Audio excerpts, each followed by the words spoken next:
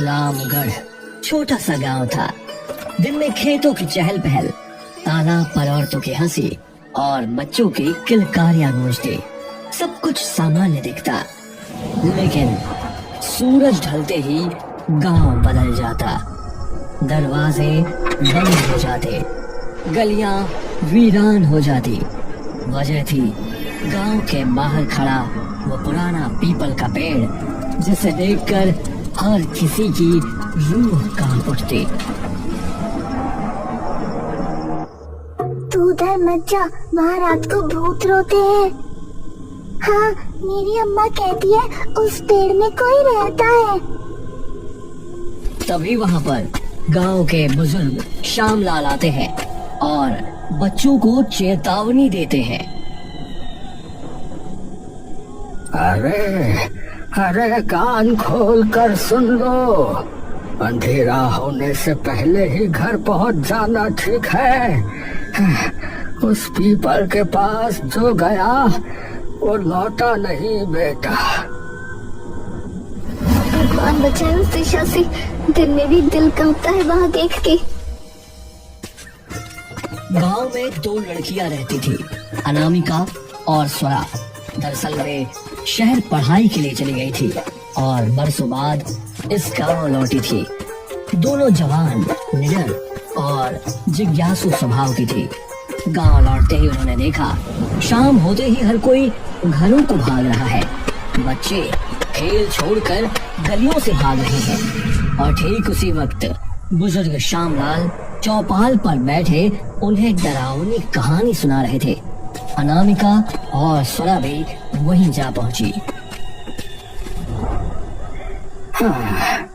अब चलो यहाँ से भागो और कोई भी घर से बाहर नहीं निकलेगा, समझे?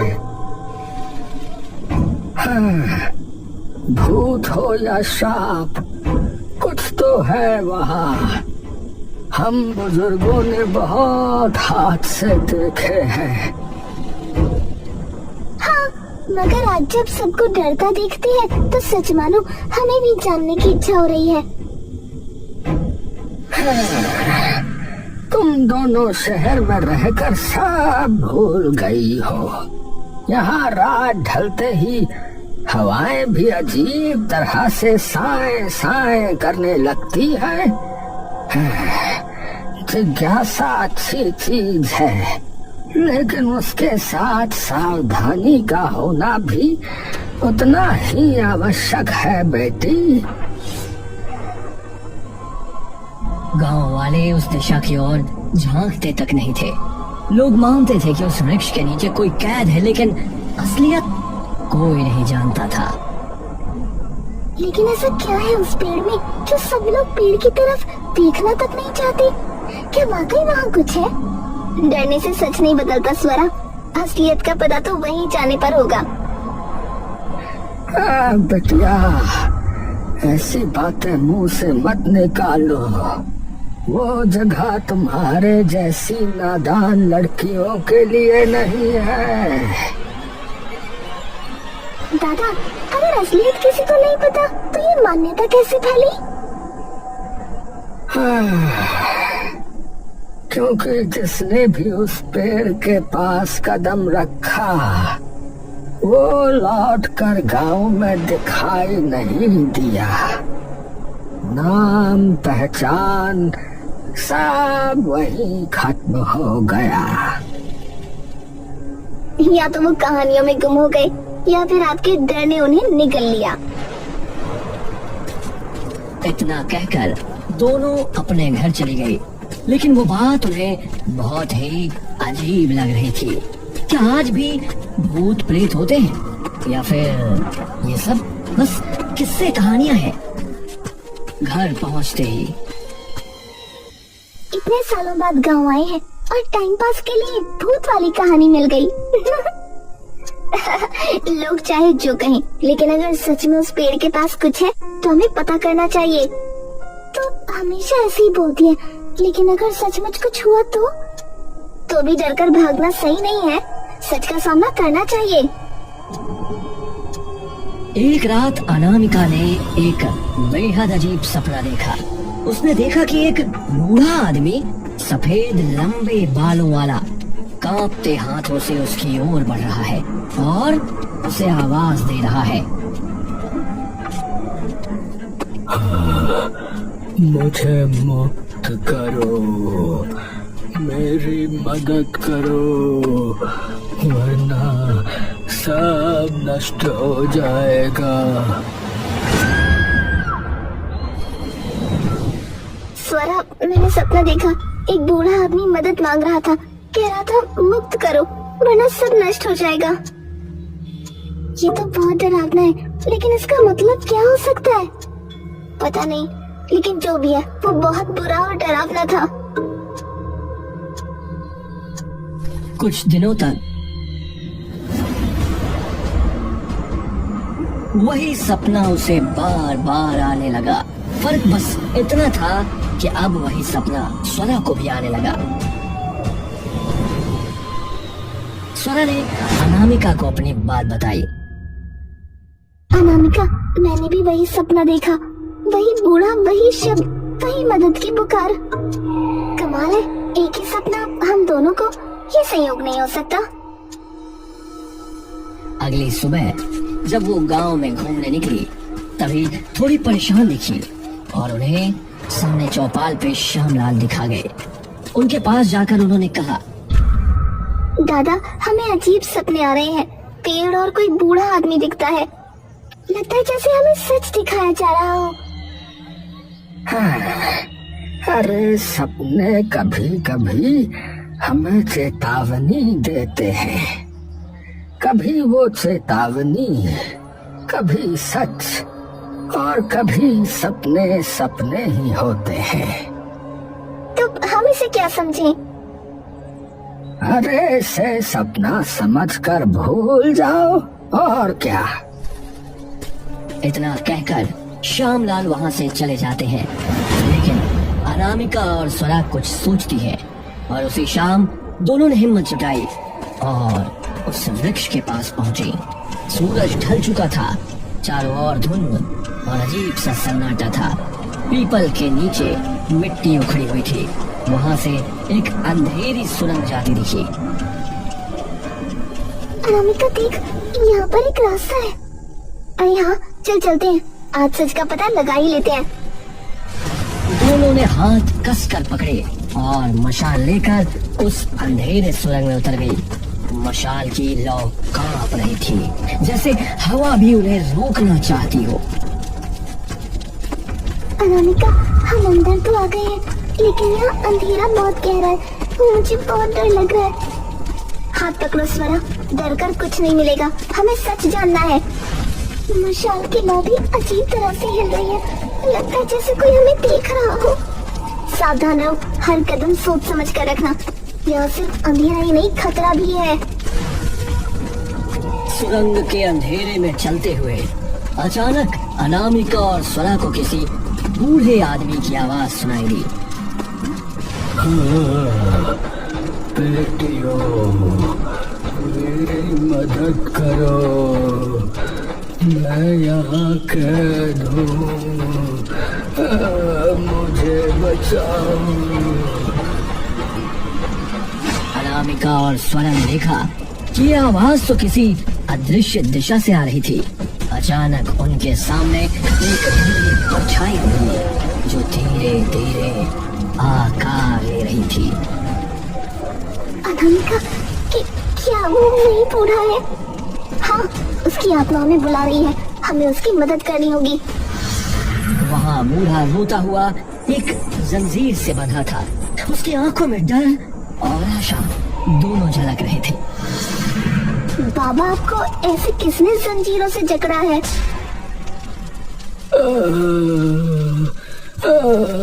उस मंत्रिका ने।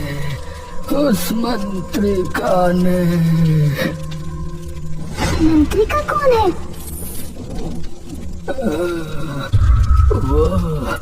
वो एक तांत्रिक है।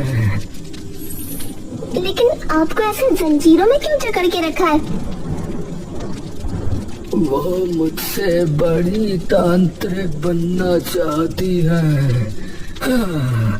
और इस गांव को हानि पहुंचाना चाहती है। लेकिन वो ऐसा क्यों करना चाहती है? वो मैं बाद में बताऊंगा। पहले जल्दी मुझे यहाँ से मुक्त करो। समय कम है, वरना वो आ जाएगी। हाँ, हम अभी आपको मुक्त करते हैं। बाबा आप डरिए नहीं, हम आपको उस मंत्रिका के हाथों से बचा लेंगे। दोनों लड़कियां बाबा की जंजीरें तोड़ने ही वाली थी कि अचानक चारों ओर से एक अजीब सी गूंज उठी। सुरंग कांपने लगी, मशाल की लौ बुझने को भी और कानों में तेज मंत्रोच्चारण गूंजने लगा। ओम दैत्य विनाशाय नमः, ओम दैत्य विनाशाय नमः। तभी सुरंग के बीचों बीच उन्हें एक औरत दिखाई दी, काले वस्त्रों में, लाल आंखों वाली, हाथ में चमकती हुई मणि। वह लगातार मंत्र जप रही थी। ये कौन है? शायद यही मंत्रिका है। बूढ़ा बाबा सही कह रहा था। वो दोनों जल्दी जल्दी बूढ़े बाबा को आजाद करने में लगे थे कि तभी मंत्रिका उन्हें देख लेती है। कौन हो तुम? यहाँ क्यों आई हो? तो क्यों उस बूढ़े को बांध कर रखे हुए है? उसे मुक्त कर। बूढ़ा, तो उसने तुम्हें बहकाया? मूर्ख लड़कियों, वो निर्दोष नहीं, वो दैत्य है। लेकिन लड़कियों ने उसकी बातों पर भरोसा नहीं किया। तुझे धोखे की आदत होगी, पर हम इतनी आसानी से हार नहीं मानेंगे। वो दैत्य नहीं है, तू झूठ बोल रही है। उसे मुक्त करने से तू हमें नहीं रोक सकती, लेकिन हम तुझे रोक सकते हैं। तुम दोनों गलत कर रही हो। मुझे बचा लो बेटा, ये मुझे मार डालेगी। आप घबराइए नहीं बाबा, हम आपको कुछ नहीं होने देंगे। ओम दैत्य विनाशाय नमः, ओम दैत्य विनाशाय नमः, ओम दैत्य। तभी अनामिका और स्वरा मंत्रिका पर कूद पड़ती है और उनमें बहस होती है। अचानक झगड़े के दौरान अनामिका की मशाल झटकी और मंत्रिका की मणि जमीन पर गिरकर चकनाचूर हो गई। एक भयानक चीख गूंजी, सुरंग की दीवारें कांपने लगी। अचानक वही मुंह प्रकट हुआ, लेकिन अब उसकी आंखें लाल थी, नाक नीली और शरीर दैत्याकार।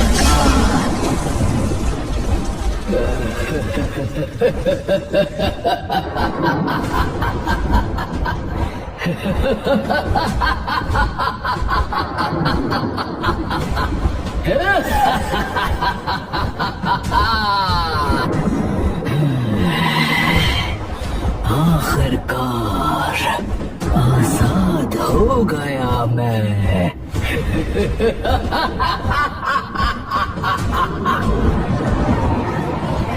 लड़कियां डर के मारे पीछे हट गईं। मूर्ख लड़कियों, माता चंडी ने उसे कैद किया था ताकि गांव बचा रहे। तुमने उसे मुक्त करके सबको संकट में डाल दिया। माता चंडी? हाँ, माता चंडी, जो गांव की कुल दैवत है, और मैं उनकी वाहक हूँ।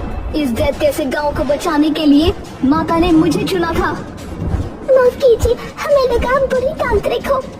हमसे बहुत बड़ी भूल हो गई।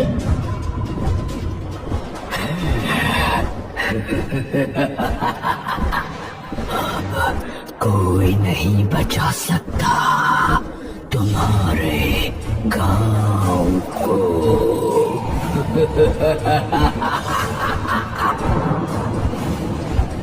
दैत्य ने पंजे फैलाए और अनामिका और स्वरा पर झपटा।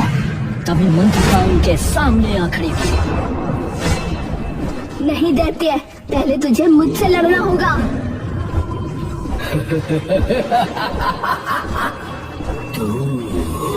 तू मुझे रोकने की हिम्मत करती है? अब कोई नहीं बचेगा।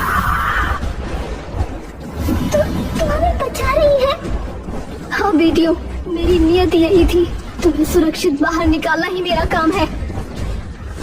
हम डरने वाले नहीं हैं, तुम्हारे सामने खड़ी हैं। तू मामूली सी लड़की मुझे खत्म करेगी?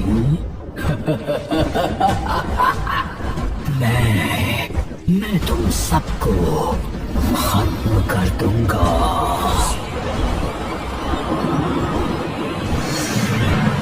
भीषण टकराव हुआ, मंत्रों की गूंज से सुरंग हिलने लगी। मंत्रिका ने पूरी शक्ति लगाई और दैत्य को अनामिका और स्वरा से दूर धकेल दिया, लेकिन धीरे मंत्रिका की शक्ति दैत्य के सामने कम होने लगी। भागो अभी, वरना तुम भी नष्ट हो जाओगी। ये दैत्य पूर्णिमा तक इस गुफा के बाहर नहीं निकल सकता। तभी अनामिका और स्वरा ने देखा दैत्य उस मंत्रिका पर हावी हो रहा था। अनामिका और स्वरा को बहुत बुरा लगा, लेकिन वो चाह कर भी कुछ नहीं कर पा रही थी। एक छोटा सा पंछी वहाँ पर आया और मंडराने लगा। कुछ ही समय बाद एक रोशनी निकल आई। वो रोशनी इतनी तेज थी कि दैत्य के साथ उन सब की आंखें बंद हो गई थी। उसी का फायदा लेके मंत्रिका अनामिका और स्वरा को लेके गुफा से बाहर आ गई। मौका देखते ही दोनों गुफा से बाहर आई और एक चीख उस गुफा से निकली। माँ चंडी ने हमें बचा लिया। हमें माफ कर दीजिए, हमें नहीं पता था आप माँ चंडी की वाहक है। हाँ, हमसे बहुत बड़ी भूल हो गई। सच में हम नहीं पहचान पाए आपको। लेकिन अब दैत्य आजाद हो चुका है, अब हम क्या करेंगे? वो अगली पूर्णिमा तक कुछ नहीं कर पाएगा। अब माता चंडी ही हमें मार्ग दिखाएंगी। सबने चंडी के लिए हाथ जोड़ के प्रार्थना की। वो दोनों, उन्हें सिर्फ एक ही चिंता थी, आने वाली पूर्णिमा के बाद वो दैत्य सब कुछ खत्म कर देगा। लेकिन उसके पहले दैत्य का खात्मा करना होगा। लेकिन कैसे? अनामिका, हमें पूर्णिमा से पहले कुछ करना होगा। अब हमें माता चंडी ही बचा सकती है। उस रात अनामिका और स्वरा सो रही थी। जैसे ही नींद गहरी हुई, उनके सपनों में अचानक एक तेज रोशनी आई। वो रोशनी धुंधली रूप में बदलकर माता चंडी बन गई, जो उनके सामने खड़ी थी। बेटियों, डरो नहीं, मैं तुम्हारी मदद के लिए आई हूँ। माता चंडी, आप सच में आप हैं? हाँ, मैंने तुम्हें इसलिए सपने में बुलाया क्योंकि असल में समय बहुत कम है। मैं तुम्हें बताऊंगी कि कैसे दैत्य को हराया जाए।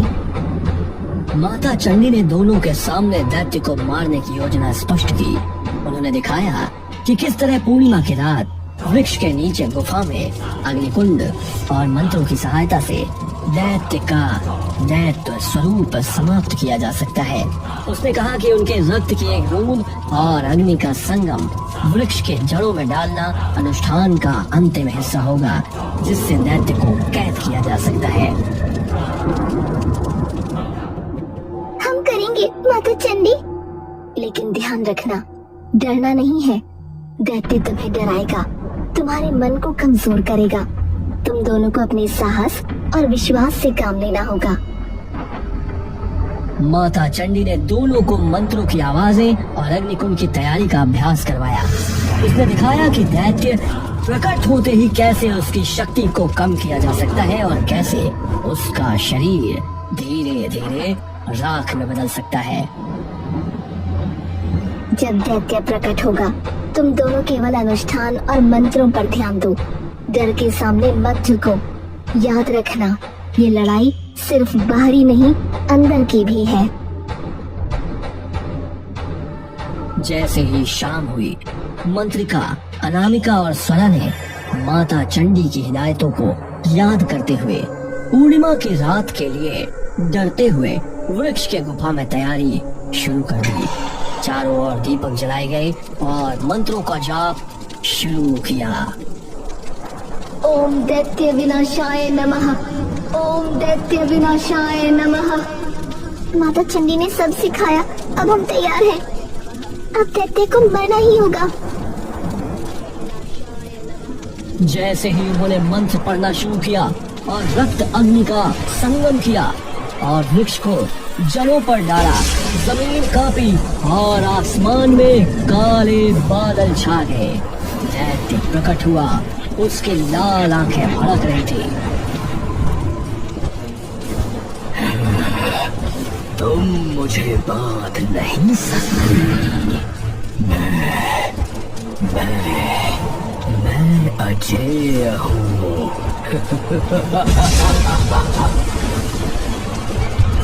हम हार नहीं मानेंगे।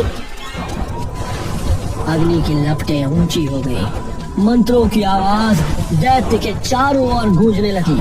दैत्य की लाल आंखें धीरे धीरे बुझने लगी, उसका शरीर राख में बदलने लगा। उन राख में से एक साया दिखने लगा।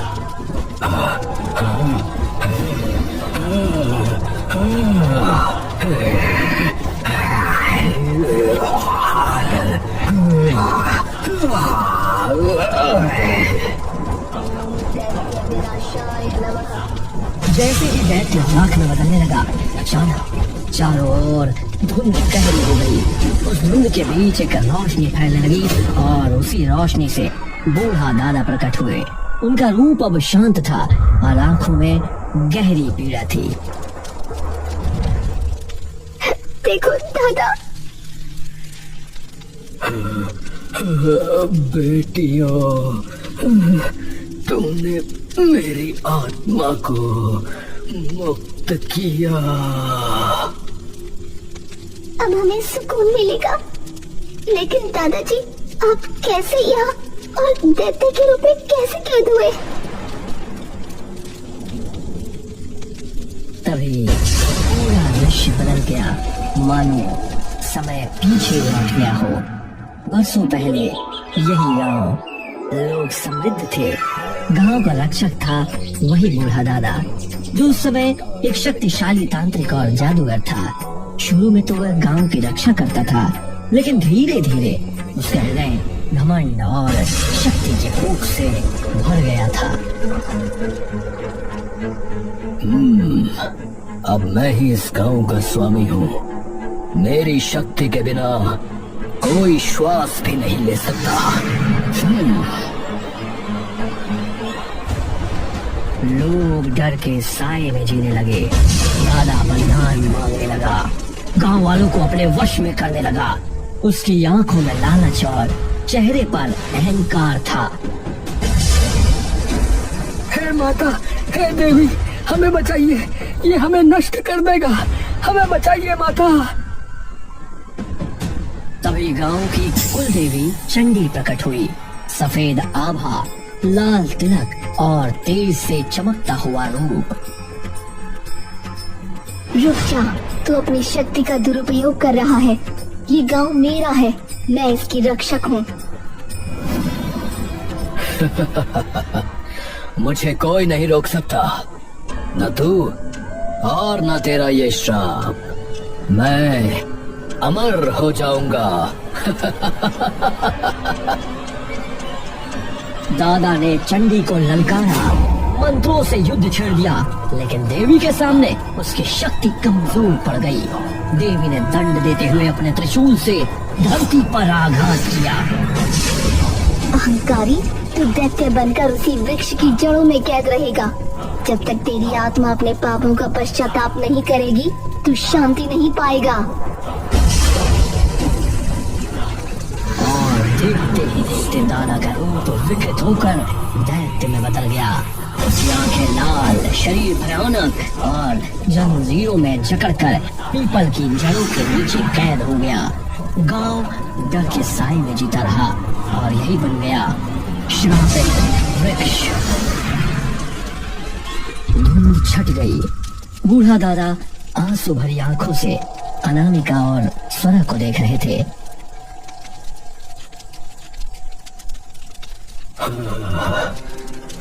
बेटियों, यही मेरा सच है। मेरे पापों ने मुझे बांध दिया और तुम्हारे साहस ने ही मुझे मुक्ति दी।